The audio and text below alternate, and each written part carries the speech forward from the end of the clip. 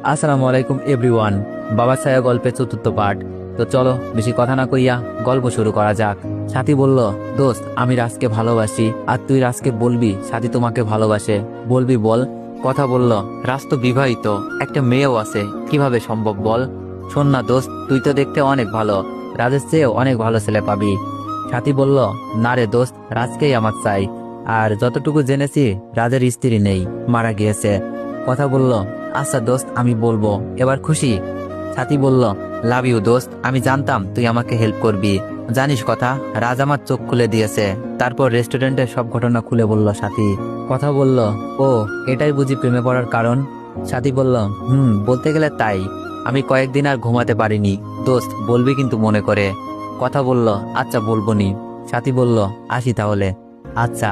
আমি এইদিকে রাইসাকে অফিসে দেখে চমকে উঠলাম। মামুনি, তোমার স্কুল তো আরো দেরিতে ছুটি হওয়ার কথা, এত তাড়াতাড়ি কিভাবে আসলে? রাইসা বলল, বাবাই আজ আমাদের রেজাল্ট দিয়েছে, আমি পরীক্ষায় ফার্স্ট হয়েছি বাবাই। আর কথা আন্টি আমাকে নিয়ে এসেছে। বাবাই, তুমি বুঝি মন খারাপ করেছো আন্টির সাথে আসার কারণে? বাবাই, আমি আসতে চাইনি। বাবাই, আমি ফার্স্ট হয়েছি, আমার বুকে নিবা না? আমি বললাম, মামুনি আসো, আজ আমার কষ্ট সার্থক।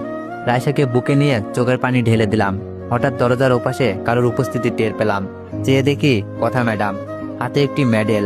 কথা বলল, তাহলেও সৌজন্যতা বোধ বলে একটা বিষয় আছে তো। আমি বললাম, আচ্ছা বাদ দেন, কিছু বলবেন আমায়? কথা বলল, রাজ আমাদের রাইসা পরীক্ষায় ফার্স্ট হয়েছে। আমি বললাম, ম্যাডাম কোথাও যেন একটা ভুল বললেন না, রাইসা শুধু আমার, গরিব বাবার গরিব মেয়ে। কথা বলল, সরি।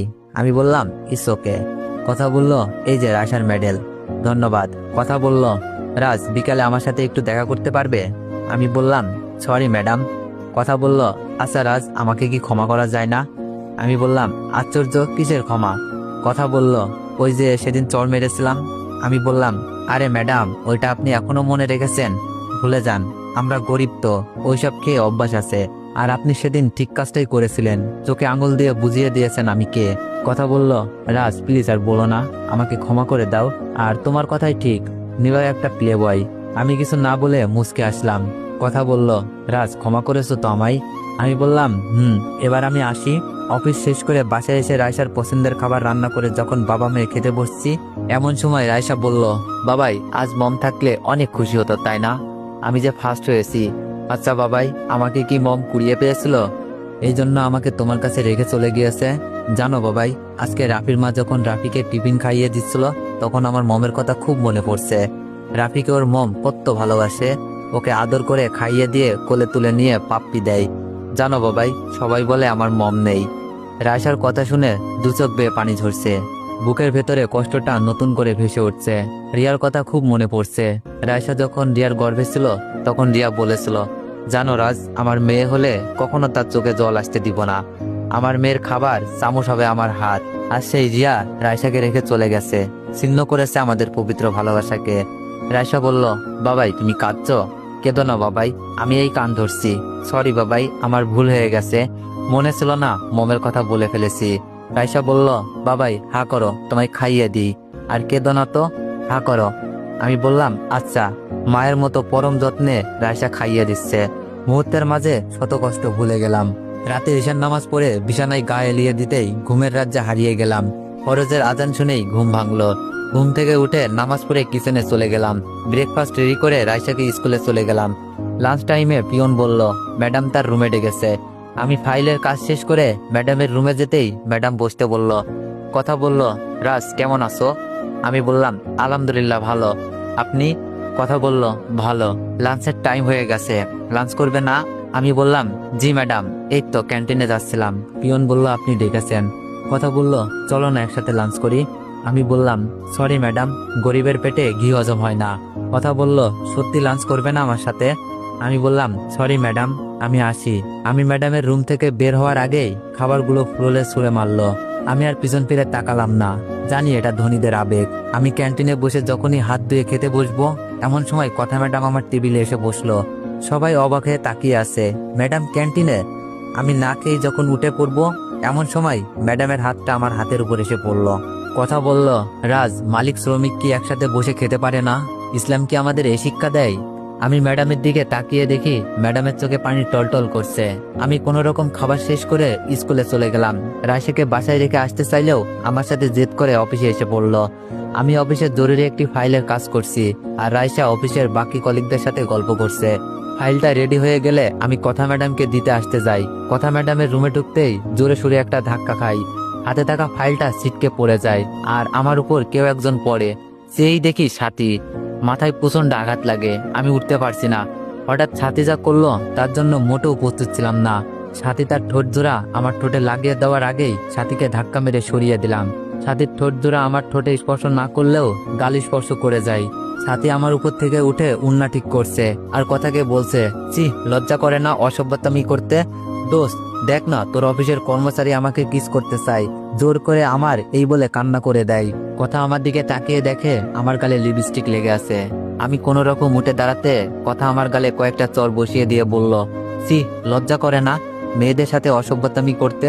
তোরা সত্যি পুরুষ জাত, মেয়েদের পেলে নিজেদের কন্ট্রোল করতে পারিস না। লিপস্টিকের উষ্ণ ছোঁয়া পেতে এতটাই ইচ্ছা, তাহলে প্রতিতলায় যেতে পারিস। আমি বললাম, ম্যাডাম আপনি ভুল করছেন। কথা বলল, আবার মুখে মুখে তর্ক, এই বলে আবারও চর বসিয়ে দেয়। এমন সময় রায়সা দৌড়ে এসে কথার পা জড়িয়ে ধরে বলে, আন্টি আমার বাবাকে আর মেরো না, আমাকে মারো, তবু বাবাইকে মেরো না। আমার বাবা খুব ভালো, বাবাইকে মেরো না। তুমি জানো আমার বাবাইকে মারলে আমি ব্যথা পাই। কথা ম্যাডামের চিল্লাচিল্লিতে অফিসের সবাই জড়ো হয়ে যায়। সাথী বলে, কথা এসব কি বলছিস? কথা বলল, তুই চুপ কর দোস্ত, এতটা নির্লজ্জ বেহায়া আগে জানতাম অনেক ভদ্র, কিন্তু আজ নিজে যা দেখলাম তা দেখে থুতু দিতে ইচ্ছে করছে। আমি আর কোনো চরিত্রহীনকে দেখতে চাই না। যে অপরাধ করেছিস এর জন্য পুলিশে দেওয়ার দরকার ছিল, কিন্তু তোর ছোট্ট মেয়েটার কথা ভেবে পুলিশে দিলাম না। কথা বলল, একটা মেয়েকে নিয়ে পড়ে গিয়ে লিপস্টিকের স্বাদ নেওয়া, সি, নিজের চোখে না দেখলে কোনোদিন বিশ্বাস করতাম না। রাজ ভাইয়া আপনাকে ফেরেস্তার মতো মনে করতাম, মনে মনে ভাইয়ার আসন দিয়েছিলাম, আর সেই আপনি কিনা ম্যাডামের বান্ধবীর সাথে? আপনার গালে লিপস্টিক না থাকলে তো বিশ্বাসই করতাম না, শেষমেশ আপনিও। নীলিমার কথা শুনে চোখের পানি অজরে পড়তে লাগলো। দুইটা গালে 5 আঙুলের ছাপ বসে গেছে, বুক ফেটে কান্না আসছে। রায়সা বলল, আপনারা সবাই শুনেন, দেখেন আমার বাবা কান্না করছে। ও আন্টি, তুমি আমাকে মারতে, আমার বাবাকে কেন মারলে? আমার বাবা কোনো দোষ করতে পারে না। আমার আল্লাহর কাছে বিচার দিলাম, আমার বাবাকে যারা মেরে কাঁদিয়েছে আল্লাহ তাদের বেশি কাঁদাবে। বাবা চলো। আমি দু চোখে কিছু দেখছি না, দু চোখ ঝাপসা হয়ে গেছে। আশেপাশে ছিছি শব্দ শুনছি। আরিফ সাহেব তো মুখ ফুটে জোরে সোরে বলেই ফেললো, নিজেও তো মেয়ের বাবা, সি, বিবেকে বাঁধলো না। আমি মনে মনে বলছি, হে আল্লাহ, আর কত কষ্ট দিবে? আমাকে কষ্ট দিয়ে যদি তোমার ভালো লাগে আরো বেশি কষ্ট দাও। রায়সাকে নিয়ে খুঁড়িয়ে খুঁড়িয়ে অফিস থেকে বের হলাম। সন্ধ্যায় বাসায় এসে বাবা মেয়ে দুইজনকে জড়িয়ে ধরে কাঁদলাম। সন্ধ্যায় রায়সাকে খেতে বললেও রায়সা কিছু খেলো না। এশার আজান হলে অজু করে যখন নামাজে দাঁড়াই, আমার পেছনে কারো একজনের উপস্থিতি টের পাই। সেটা যে অন্য কেউ না, আমার 7 বছর বয়সী মেয়ে রায়সা। নামাজের মোনাজাতে যখন চোখের পানি ফেলছি, তখন খুব অগোছলো ভাবে রায়সা তার ছোট্ট 2 হাত মোবারক আল্লাহর কাছে তুলে ধরে বলছে, ও আমার আল্লাহ, কেমন আছো তুমি? জানো আল্লাহ, আমি ভালো নেই। জানো আমার বাবাইকে পচা আন্টি মেরেছে। আমার বাবা না খুব কাঁদছে। আমার বাবাকে আর কষ্ট দিও না। আমাকে কষ্ট দিতে পারবে না, আমাকে কষ্ট দিও। এই যে দেখো আল্লাহ, আমি কাঁদছি। আমার কান্না করলে কেউ আদর করে না বাবা ছাড়া। তুমিও কি আদর করবে না আমায়? আমার বাবাইকে আর কষ্ট দিও না। তুমি তো রহিম রহমান। আমার বাবাইকে যারা মেরেছে তাদেরকে কাঁদাবা বলে দিলাম, আমিন। রায়সা মোনাজাত শেষ করে চলে গেল। আমি নামাজ শেষ করে রুমে যেতেই ফোনটা বেজে উঠলো। ফোনটা ধরে সালাম দিতে উপাস থেকে অপরিচিত কণ্ঠে কেউ একজন বলল, আপনি কি মিস্টার রাজ? আমি বললাম, জি। আপনি যে মাল্টি ন্যাশনাল কোম্পানিতে ইন্টারভিউ দিয়ে গিয়েছিলেন, আপনার চাকরিটা হয়ে গেছে, পরশুদিন থেকে জয়েন করবেন, ধন্যবাদ। আমি আল্লাহর কাছে শুকরিয়া আদায় করে ঘুমিয়ে গেলাম। ঘুম ভাঙলো করিম আঙ্কেলের ফোন পেয়ে। আঙ্কেল অফিসে যেতে বলেছে। মনে মনে ভাবলাম, আঙ্কেলের কথা মতো অফিসে গিয়ে রিজাইন লেটারটা জমা দিয়ে আসবো। সকালবেলা অফিসে গিয়ে কথা ম্যাডামের রুমে ঢোকার সময় সাথী বের হয়ে গেল। দেখলাম সাথীর চোখে পানি। আমি দরজায় দাঁড়িয়ে বললাম, ম্যাডাম আসবো? কথা ম্যাডাম চলচল দৃষ্টিতে মাথা নাড়িয়ে হ্যাঁ সূচক জবাব দিল। আমি রুমে ঢুকতেই ম্যাডাম বসতে বলল। কথা বলল, রাজ তোমার সাথে কিছু কথা ছিল, আমি সাহস পাইনি তোমাকে আসতে বলার, তাই বাবাকে দিয়ে বলিয়েছি। আমি বললাম, আপনার বলার আগে আমার কিছু কথা বলার আছে। ম্যাডাম প্রথমত আপনাকে ধন্যবাদ বিপদের সময় আপনার বাড়িতে আশ্রয় দেওয়ার জন্য, তারপর অফিসে চাকরি দেওয়ার জন্য। তবে আমি আপনার সম্মান রাখতে পারিনি। আর চরিত্রহীনের পক্ষে সম্মান রাখাও সম্ভব না। কথা বলল, রাজ আমাকে বলতে দাও। আমি বললাম, আপনি যা বলবেন তা আমি জানি। আপনি চান না কোনো চরিত্রহীন আপনার অফিসে কাজ করুক। এতদিন দয়া দেখানোর জন্য ধন্যবাদ। এই নেন আমার রিজাইন লেটার। আসি। আমি চেয়ার থেকে উঠে যখনই রুম থেকে বের হব তখনই পা দুটো সরাতে পারছি না। নিজের দিকে চেয়ে দেখি কথা পা দুটি জড়িয়ে ধরে আছে। ম্যাডাম কি করছেন? কেউ দেখলে কি বলবে? কার পা ধরেছেন আপনি? একটা চরিত্রহীনের পা যে মেয়ে দেখলেই ঝাঁপিয়ে পড়ে। কথা বলল, রাজ প্লিজ স্টপ। আর বলো না, আমাকে ক্ষমা করে দাও। আমি না জেনে তোমাকে অপমান করেছি, তোমার গায়ে হাত তুলেছি। প্লিজ ক্ষমা করে দাও আমায়। আমি বললাম, আশ্চর্য, ক্ষমা কেন চাচ্ছেন?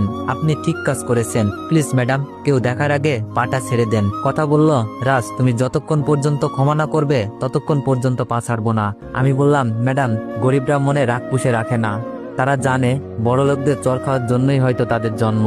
আর ক্ষমা সেটা তো অনেক আগেই করে দিয়েছি, এখন পা ছাড়েন। কথা বলল, সত্যি আমাকে ক্ষমা করেছো? আমি বললাম, হ্যাঁ করেছি, তবে একটা কথা মনে রাখবেন, আপনারা যেমন রক্তে মাংসে গড়া মানুষ, আপনাদের যেমন মন আছে তেমনি আমাদের মতো গরিবদেরও মন আছে। তাই কারো সম্পর্কে না জেনে এমন করবেন না। কথা বলল, জানো রাজ, সত্যি বলতে আমি তোমার পাশে কেন জানি অন্য কাউকে সহ্য করতে পারি না। কাল যখন তোমার উপর সাথী পড়েছিল আর সাথীর ঠোঁটের লিপস্টিক লেগেছিল তখন আমার হিতাহিত জ্ঞান ছিল না। আমার ছোটবেলা থেকে একটু রাগ বেশি, বাট কাল সাথী যখন বলেছে তুমি তাকে কিস করেছো তখন রাগ চেক দিতে পারিনি।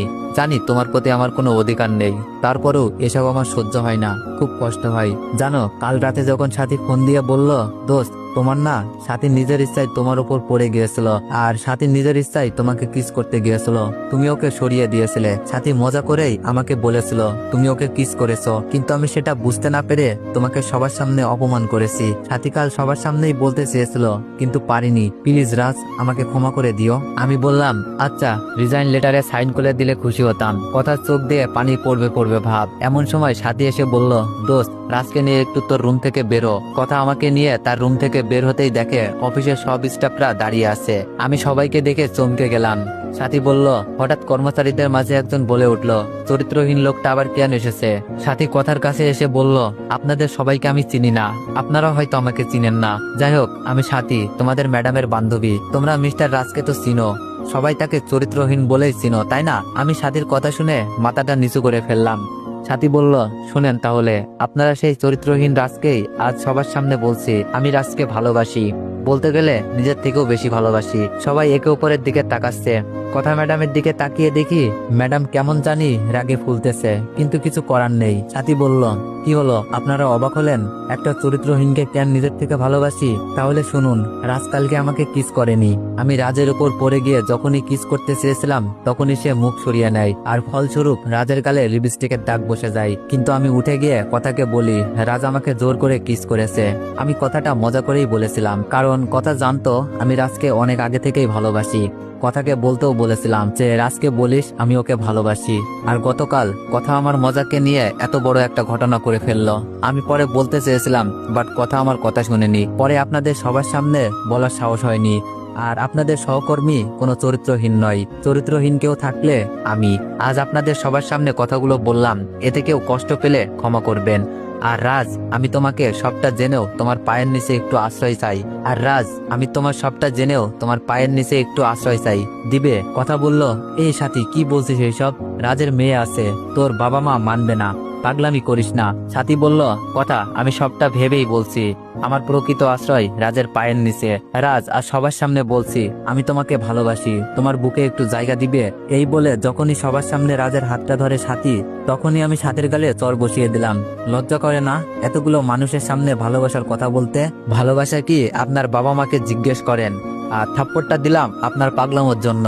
আপনার অবস্থান কোথায় আর আমার অবস্থান কোথায় জানেন? এতগুলো মানুষের সামনে আমাকে ভালোবাসেন কথা বলতে নিজের বাবা মার মাথা নিচু করতে লজ্জা করে না? আর যেই মেয়ে বিয়ের আগে অশ্লীলতা করে, কিস করতে যায়, সেটা পতিতা পল্লীতে যাওয়া কোনো পুরুষ নামে কাপুরুষের শোভা পায়। আপনাকে বিয়ে করার পর্দায় থাকেন, আর নেক্সট টাইমে আমাকে বলবেন না আমাকে ভালোবাসেন। সাথী বলল, আমি কিছু জানি না, আমি তোমাকেই ভালোবাসি আর ভালোবাসবো। আমি বললাম, ভালোবাসা বাজারের পণ্য নয়, আমাকে ক্ষমা করবেন। সাথী সাথী বলল, সত্যি রাজ, তোমাকে বড্ড বেশি ভালোবাসি। আমি যা করেছি সব অন্যায় করেছি, তবে এটা ঠিক, তোমার জন্য নিজের জীবনটাও দিয়ে দিতে পারবো।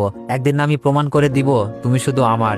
আমি কিছু বললাম না, শুধু মনে মনে বললাম রিয়া আর সাথীর দুইজনের মাঝে কতটাই পার্থক্য। সাথী চোখের পানি মুছতে মুছতে চলে গেল। কথা ম্যাডাম নিজের রুমে চলে গেল। অফিসের সবাই একে একে এসে সরি বলে যাচ্ছে। আমি মুচকে এসে মনে পাথর চেপে বলছি ইটস ওকে। নীলিমা বলল, ভাইয়া আমাকে ক্ষমা করে দাও। আমি বললাম, কি হলো, কাঁদছিস কেন? নীলিমা বলল, ভাইয়া না জানে কাল আপনাকে কি সব বলেছি। আমি বললাম, আরে পাগলি, তুই তো জানতিস না। সবাইকে বললাম আমি আর আসবো না, তোমরা ভালো থেকো। অফিসের সবাই বলল, রাজ ভাই তুমি অফিসে না আসলে আমরাও আসবো না, ম্যাডাম তোমাকে আর দাঁড়াতে পারবে না। আমি বললাম, আরে আমি নিজ ইচ্ছায় চলে যাচ্ছি, প্লিজ তোমরা এমন কিছু করো না যেন অফিসের কোনো ক্ষতি হয়, এটা তোমাদের প্রতি আমার অনুরোধ। অফিস থেকে বের হওয়ার সময় দেখলাম কথা ম্যাডাম অপলক দৃষ্টিতে তাকিয়ে আছে। এই চোখের ভাষা বোঝার সাধ্য যেন কারণ নেই। বিকেলে রায়সাকে নিয়ে আসতে স্কুলে গেলাম। স্কুল থেকে আসার পর রান্না করে রায়সাকে খাইয়ে ঘুম পাড়িয়ে দিয়ে রিয়ার ছবিটা নিয়ে কাঁদছিলাম। রাত 9টা বাজে। এমন সময় করিম আঙ্কেল ফোন দিয়ে বলল তাদের বাসায় যেতে। আমি সকালে যেতে চাইলেও তিনি রাতেই যেতে বললেন। আমি একা যাবো ভেবে যখনই রুম থেকে বের হব তখনই রায়সা বলে উঠল, বাবাই কোথায় যাচ্ছ? আমি আর যাবো। আর বাবাই তুমি এই পচা মেয়ের ছবি বুকে নিয়ে কাঁদলে কেন? আমি বললাম, রায়সা তুমি না ঘুমিয়েছিলে? রায়সা বলল, আমার বাবাই কাঁদবে আর আমি ঘুমাবো? এটা সম্ভব কিভাবে বাবাই? তুমি জানো না তোমার চোখের পানি দেখলে আমার খুব কষ্ট হয়। আমি বললাম, আচ্ছা আর কাঁদবো না, চলো মামনি, আমি আর তুমি বেড়াতে যাব। রায়সা বলল, আচ্ছা। রায়সাকে নিয়ে ম্যাডামের বাড়িতে যেতেই রায়সা বলল, বাবাই তুমি এখানে আসলে কেন? আমি বললাম, বেড়াতে মামনি। রায়সাকে নিয়ে ভেতরে যেতেই আঙ্কেল আমাকে ডেকে নিয়ে বলল, বাবা রাজ, আমি তোমার বাবার বয়সী। আজ তোমার বাবা যদি তোমার কাছে একটা অনুরোধ করত তুমি রাখতে না? আমি বললাম, আঙ্কেল বলেন, কি বলবেন? আঙ্কেল বলল, বাবা তুমি অফিস থেকে যেও না, আমার মেয়েটা তোমার সাথে খুব অন্যায় করেছে জানো বাবা। কথা গত রাত থেকে এক ফোঁটা পানিও স্পর্শ করেনি, আমাকে জড়িয়ে ধরে সব বলেছে। তোমার সাথে যে অবিচার করেছে কথা নিজেকে ক্ষমা করতে পারছে না। বাবা আমার মেয়েটাকে ক্ষমা করে দিও, আর অফিস থেকে যেও না প্লিজ, তোমার কাছে বুড়ো বয়সে অনুরোধটা করলাম, দেখো বাবা। আমি বললাম, আচ্ছা আঙ্কেল যাব না। আঙ্কেল বলল, রাজ শুনে বড় খুশি হলাম, চলো সবাই মিলে ডিনার করি। আঙ্কেল কথা ম্যাডামকে ডিনার রেডি করতে বলল।